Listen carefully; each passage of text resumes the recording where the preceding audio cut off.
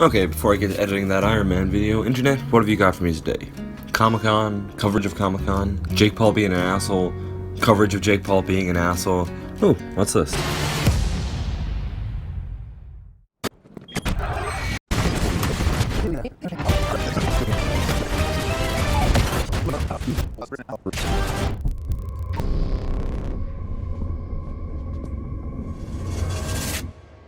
You said you'd come. Now let's hope you're not too late.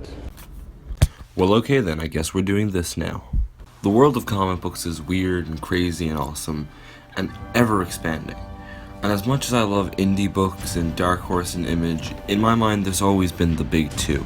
That is Marvel and DC. Both universes consist of many characters, with rosters only expanding as the years go by. And with such a plethora of characters on display, of course there's going to be some crossover. Marvel creates the Submariner, DC creates Aquaman. DC create Darkseid, Marvel creates Thanos. And while I could stay here today and talk about the differences between Quicksilver and the Flash, there's a more important thing I want to talk about, and that is the Justice League versus the Avengers, especially in film terms.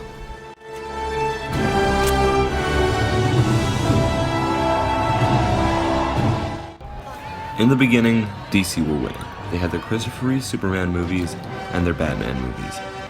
And when the early 2000s came around, Marvel decided to even the score with their X-Men and their Sam Raimi Spider-Man movies, the Blade trilogy. Marvel was on the uprise, so DC decided to beat back with that. They released Superman Returns, a movie that is highly underrated, which is worth a watch, and the excellent Christopher Nolan trilogy.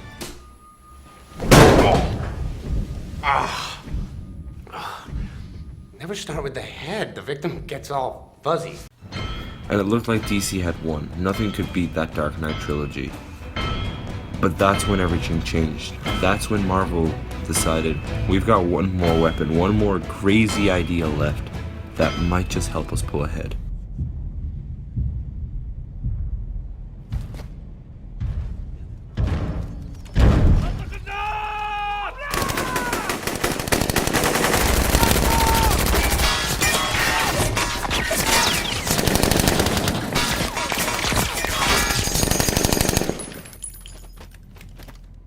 My turn. 2008 saw the release of the first Iron Man movie, and it was a smash hit for Marvel. It began what might just be the greatest experiment in all of film. The idea of a shared universe had been thrown around once or twice before, but this was the first time that it was streamlined, that it was done right. This set the formula that every other film studio was to copy.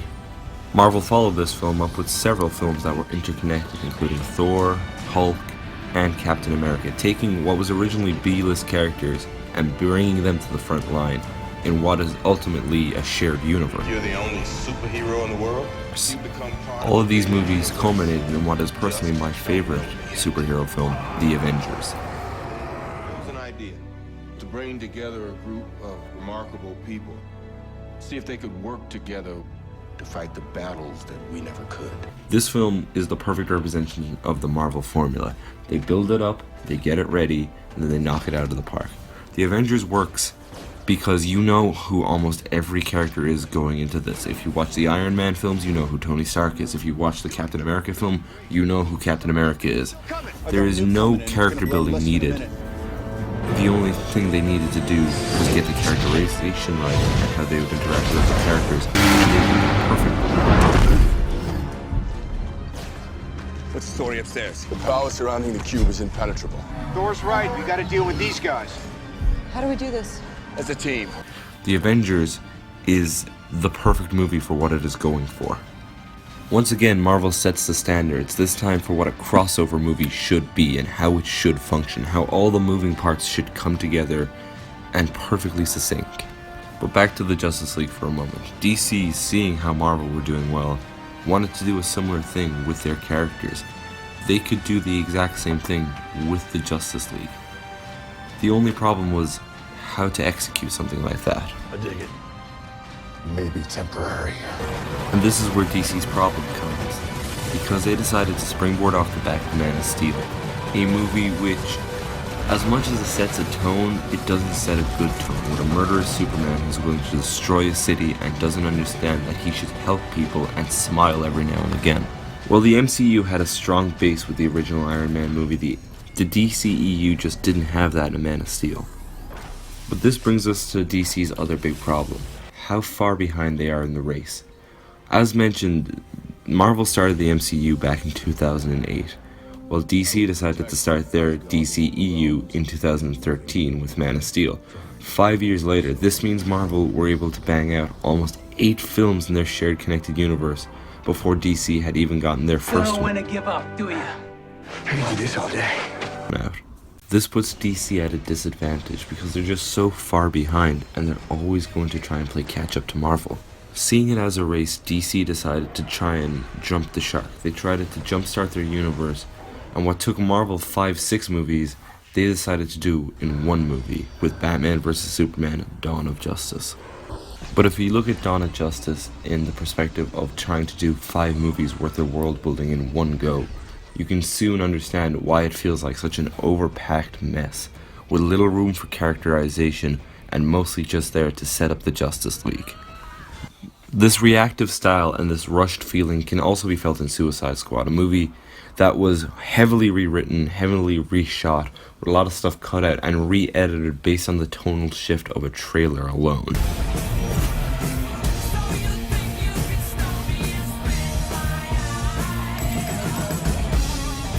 But once more, back to Justice League. What is the Justice League to do if Man of Steel and Batman vs Superman proves they can't do it their own way and succeed? Are they to just copy Marvel like they've done in the past with different characters, and maybe it's just the right thing to do? Let's kick his ass. And if you don't believe they're copying Marvel with Justice League, think about it this way. The Justice League is a movie about superheroes who come together to fight an alien threat that comes through a portal in the sky. It will have a third act fight with CGI monsters, and the team is inspired to combine because of the death of a hero who believed in the good in everyone and gave up his life to an evil villain. Sound familiar? And if you don't believe me, they even have the same director now. You see, I understand this is going to come across as negative and brutal and salty, and don't get me wrong, there's enough videos about that on the internet in which they just kick the crap out of the DCEU. But I'm actually okay with them doing it the Marvel method. If you look at Wonder Woman, a movie that is, so far, the best DC film, it is upbeat, it is happy, it is good. There are jokes, there is characterization, the heroes feel heroic. That's the way every DC film should be. Superheroes are escapism. We shouldn't have to remember the dark and gritty sadness that is our own lives, when we can go to the theater and escape with our favorite characters and our favorite heroes. But if escapism isn't enough for you, and you're still not sold on the idea of DC just doing it the Marvel way, well hey, Marvel didn't come up with that story of aliens coming through the sky and heroes coming together. Actually, if you look at the comics, it's happened an awful lot, but just for reference sake, DC Comics did it first. You don't believe me? Read Justice League Volume 1 from the New 52, written by Jeff Johns and art by Jim Lee. Fucking love Jim Lee art. By the way, just aside, I really love Jim Lee art. In that story, Darkseid comes to Earth via space portal, e.g. mother boxes or your Tesseract. He brings a faceless army, in this case parademons, not Jatari, and the Earth's heroes have to come together and fight him off, culminating in a big battle in the middle of a city in which they defeat the main villain and save the world, e.g. the first Avengers movie. But here's the thing, this story was printed in 2011, meaning it came out a year before the first Avengers movie, at the same time that movie was being made. Therefore, it predates the first Avengers, and if this is the source material they're pulling for the Justice League movie, that's completely fine by me. Go for it. It doesn't feel like as much of a ripoff. That's just my justification though. While the DCEU had a rocky start, and it's still working out its bugs, I'm happy to see where the universe is going, with Matt Reeves taking over as Batman director, with Joss Whedon finishing off the Justice League. I still think there is hope for this universe. And you want an example of that hope? They just announced a Shazam movie. a fucking Shazam movie. Shazam!